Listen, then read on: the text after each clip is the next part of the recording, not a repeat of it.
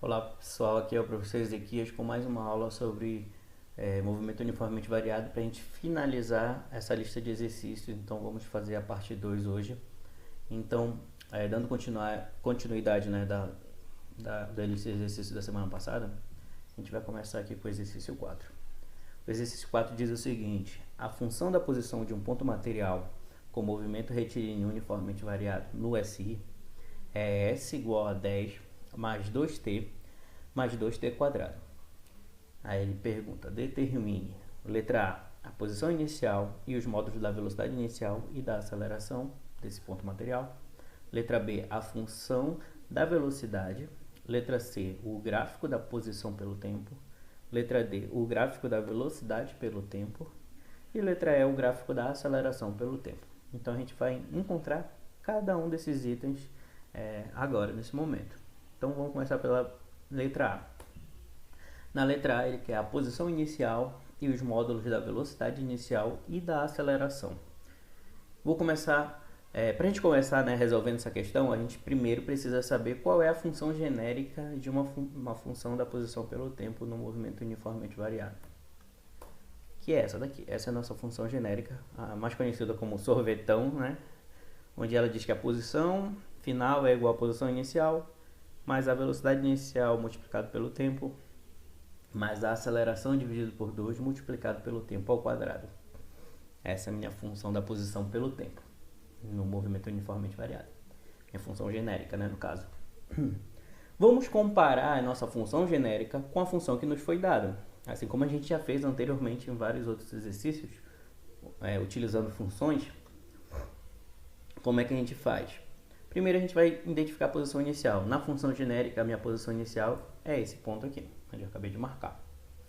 E na minha função que foi dada, a posição inicial vai ser esse outro ponto. Ou seja, minha posição inicial é exatamente semelhante a 10. Ou seja, minha posição inicial é igual a 10. Como está no SI, a unidade de posição é metros. Então, meu S0 é igual a 10 metros. Então, identificamos já a posição inicial.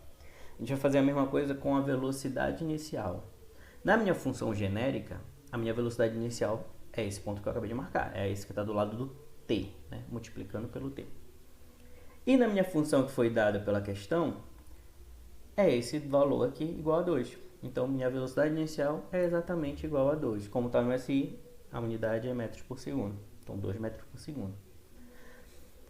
E agora só falta a aceleração. A aceleração é um pouco diferente das outras. Por quê? Porque tem um termo que está dividindo a aceleração, como eu acabei de marcar aí.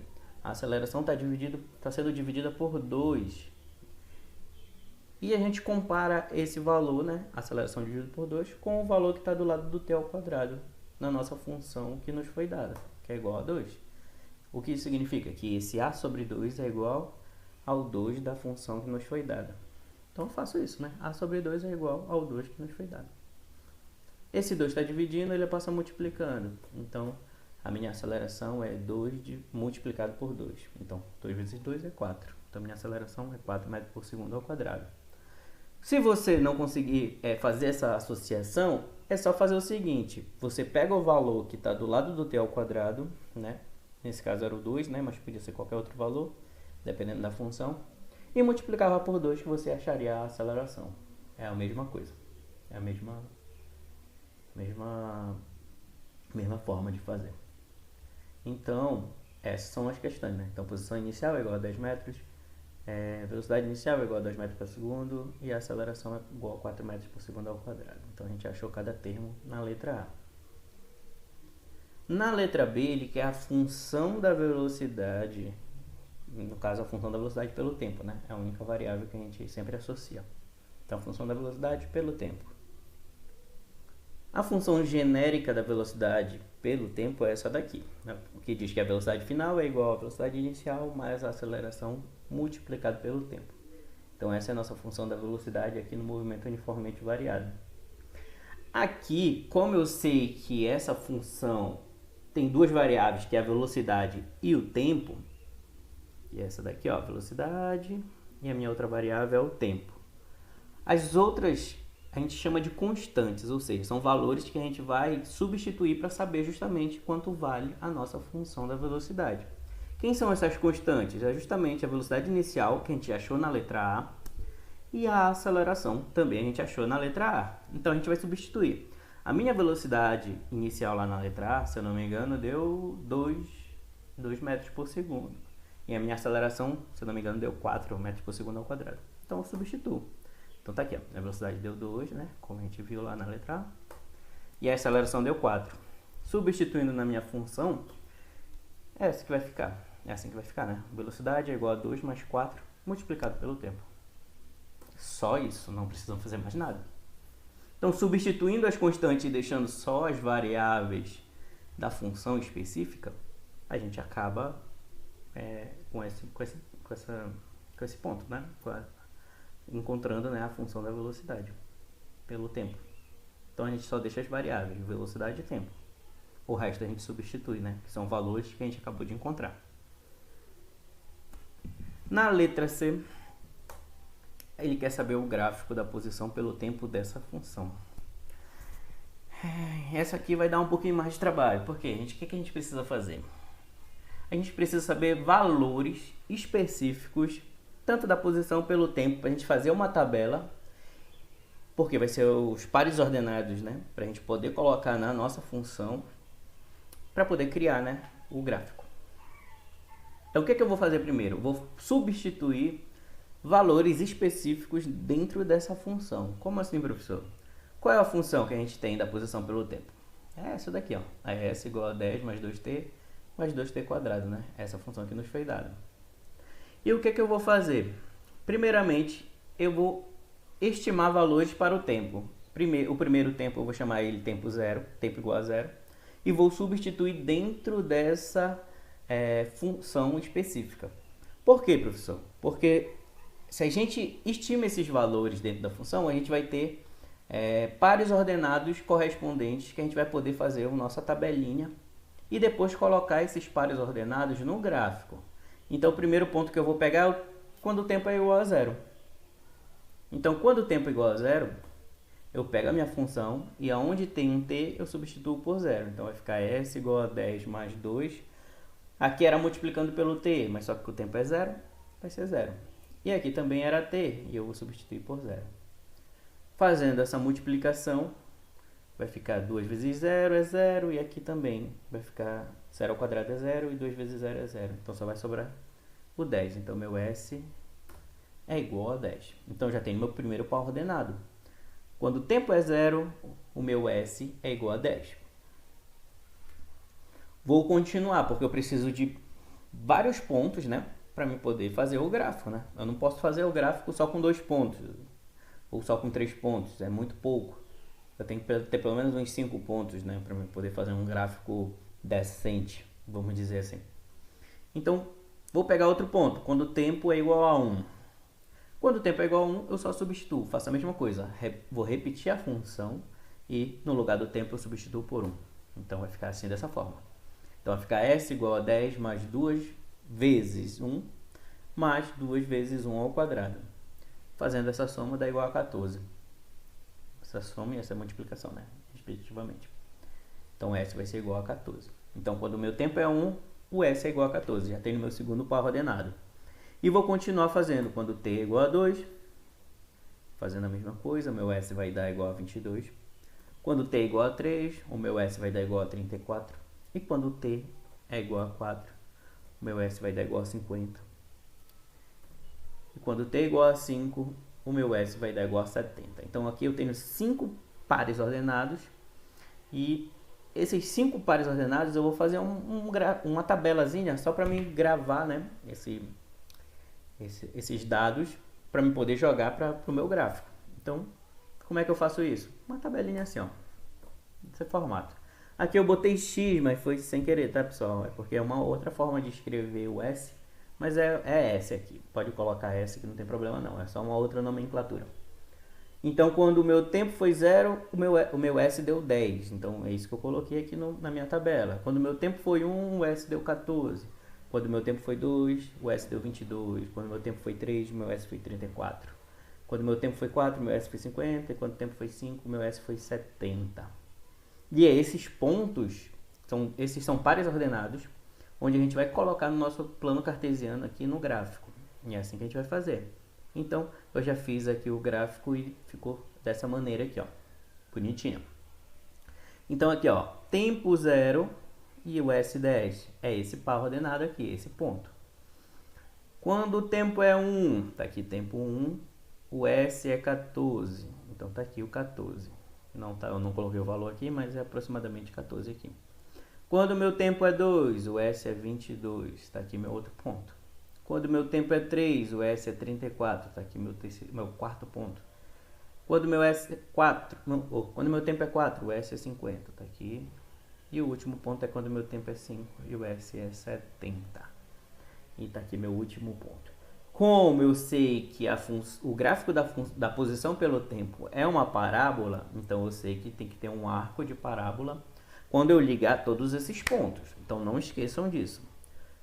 O gráfico da posição pelo tempo é parabólico. Então, ele é uma equação de segundo grau, né? Então a função dele é uma parábola no gráfico. Então eu faço o arco parabólico, não esqueçam, quando eu ligar os pontos. Então assim que ficaria o meu gráfico da posição pelo tempo. Letra D, o gráfico da velocidade pelo tempo. Nesse agora a gente vai usar aquela função que a gente achou, acho que na letra B, né? A função da velocidade pelo tempo, que é essa função aí. Então na letra B, o gráfico da velocidade pelo tempo, a gente usa a função da velocidade pelo tempo que a gente determinou já lá atrás. Então a velocidade é igual a 2 mais 4 tempo. Eu vou fazer a mesma coisa que eu fiz na letra C. Eu vou pegar pontos específicos para criar pares ordenados, né? Coloco numa tabela e esses pares ordenados eu faço esses pontos no gráfico. Então, como vai ficar? Eu vou pegar primeiro, de novo, tempo igual a 0. Então, no lugar do tempo, eu substituo por 0. Então, minha função diz o seguinte, que a velocidade é igual a 2 mais 4 multiplicado pelo tempo. Mas só que eu disse que o tempo é 0, então no lugar do tempo, eu substituo por 0. Então, ficaria 2 mais 4 multiplicado por 0. Eu faço a primeira multiplicação, né? Então, 4 vezes 0 é 0. Então, a minha velocidade tem que ser igual a 2. Vou pegar outro tempo. Tempo igual a 1. Então, no lugar do tempo, eu substituo por 1. Então, vai ficar a velocidade igual a 2 mais 4 multiplicado por 1, que vai dar igual a 6. Tempo igual a 2. Faça a mesma coisa. No lugar do tempo, substituo por 2. Então, velocidade é igual a 2 mais 4 multiplicado por 2, que nesse caso vai dar 10 metros por segundo. Tempo igual a 3. No lugar do tempo, eu substituo por 3 e dá igual a 14, né? 4 vezes 3, 12, mais 2, 14. Tempo igual a 4. No lugar do tempo, eu coloco 4. Então, fica 4 vezes 4, 16, mais 2, 18. E tempo igual a 5. No lugar do tempo, eu substituo por 5. Então, vai ficar 5 multiplicado por 4 é 20, mais 2, 22. Então, assim ficaria meus pares ordenados. Todos esses valores eu vou colocar na tabela. Então, como ficaria minha tabelinha? Eu já fiz para vocês, ficaria assim. Então, quando o tempo é 0, minha velocidade é 2. Quando o tempo é 1, minha velocidade é 6. Quando o tempo é 2, minha velocidade é 10. Quando o tempo é 3, minha velocidade é 14. Quando o tempo é 4, minha velocidade é 18. E quando o tempo é 5, minha velocidade é 22. Não esqueçam que um gráfico da velocidade pelo tempo no movimento uniformemente variado, ele é uma equação do primeiro grau, diferente do outro gráfico, que era uma equação do segundo grau, e esse é uma equação do primeiro grau. Então, ele vai ser uma reta crescente ou decrescente, no caso. Nesse caso, a gente pode ver já, pela tabela aqui, que esse gráfico ele tem que ser crescente, tá? Porque quanto maior o tempo, maior é a velocidade. Então, a velocidade está crescendo. Então, como vocês vão ver aqui no gráfico que eu acabei de produzir, a minha velocidade ela vai ser crescente. Então, quando aqui, ó, meu tempo é 0, minha velocidade é 2. Está aqui o pontinho, o par ordenado. Quando meu tempo é 1, a velocidade é 6. E assim por diante. E eu fui construindo o gráfico através desses pontos. Então, não esqueçam. Na letra C, gráfico da posição pelo tempo, equação do segundo grau, uma parábola. Na letra D, o gráfico da velocidade pelo tempo é uma equação do primeiro grau. Então, vai ser uma linha reta, uma função do primeiro grau, uma função afim. Então, vai ser uma reta, pode ser crescente ou decrescente. Nesse caso aqui foi crescente, tá? E a última, a letra E, da quarta questão, ele quer determinar o gráfico da aceleração pelo tempo. Bem, essa é o mais simples de todos, porque o gráfico da aceleração pelo tempo só depende da aceleração, então a gente não precisa fazer todos aqueles passos que a gente fez anteriormente. Porque minha aceleração ele vale 4 metros por segundo ao quadrado, e essa minha aceleração ela é constante, ou seja, ela não vai mudar. Então o gráfico ele vai ser um gráfico constante desse tipo. Um gráfico da aceleração pelo tempo é um gráfico constante, ou seja, ele é uma linha reta quando a aceleração é 4. Então eu boto aqui a aceleração igual a 4 e vai ser uma reta que vai até o infinito, né? Dependendo do tempo vai sempre ser 4, porque ele é um gráfico constante, tá? E é só isso, não precisa fazer aquelas substituições, porque a aceleração é sempre constante e não vai variar. Quinta questão. Um automóvel parte do repouso e adquire movimento retilíneo com aceleração constante de módulo igual a 2 metros por segundo. Qual é a velocidade desse automóvel em km por hora após um percurso de 100 metros? Então, ele quer saber a velocidade desse automóvel em km por hora, tá, pessoal? Então, como ficaria? Vamos lá. Vamos primeiro anotar as informações que ele nos deu. Primeira coisa, ele disse que o automóvel parte do repouso. Eu vou primeiro colocar aqui o percurso, né? Ele percorreu 100 metros, então meu ΔS, minha distância é 100 metros. Outra coisa, ele diz que ele partiu do repouso. Toda vez que ele parte do repouso, significa que a minha velocidade inicial é igual a zero. Outra coisa que ele deu foi a aceleração, que ela é constante e positiva porque ele está acelerando, tá? Se ele estivesse freando, ela teria negativa. Então ele vale 2 metros por segundo ao quadrado essa aceleração. E ele quer saber justamente a velocidade final, quanto é que vale. Toda vez que você tiver todas essas informações anotadas e você vê que numa questão de movimento uniformemente variado, você não identificou se tem tempo, que é no caso, né, não tem uma referência a tempo, significa que a equação que você deve usar é a equação de Torricelli, que é essa daqui. Então, toda vez que não depender do tempo o problema, é uma equação de Torricelli. Então, não se referiu a tempo no comando da questão, pode ver que é a equação de Torricelli. Então, o que diz a equação de Torricelli? Que a velocidade ao quadrado é sempre igual à velocidade inicial ao quadrado, mais 2 vezes a aceleração multiplicado pela distância. Como ele quer saber a velocidade final, ele quer saber isso daqui, né? Então, o resto eu vou substituir. Então, vou substituir. Minha velocidade inicial é 0, fica 0 ao quadrado. Mais 2 vezes a minha aceleração, que é 2, multiplicado pela distância, que é 100. Quando eu fizer toda essa multiplicação, vai sobrar o 400, né? Porque 2 vezes 2 é 4. 4 vezes 100, 400. E 0 ao quadrado é 0. Essa velocidade final, ela está ao quadrado. Ela tem que passar para o outro lado, fazendo a operação inversa, que a gente chama de raiz quadrada.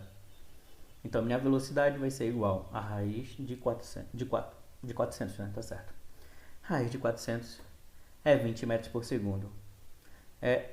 Mas só que ele pediu a velocidade em km por hora. E eu não coloquei em km por hora aqui, ó.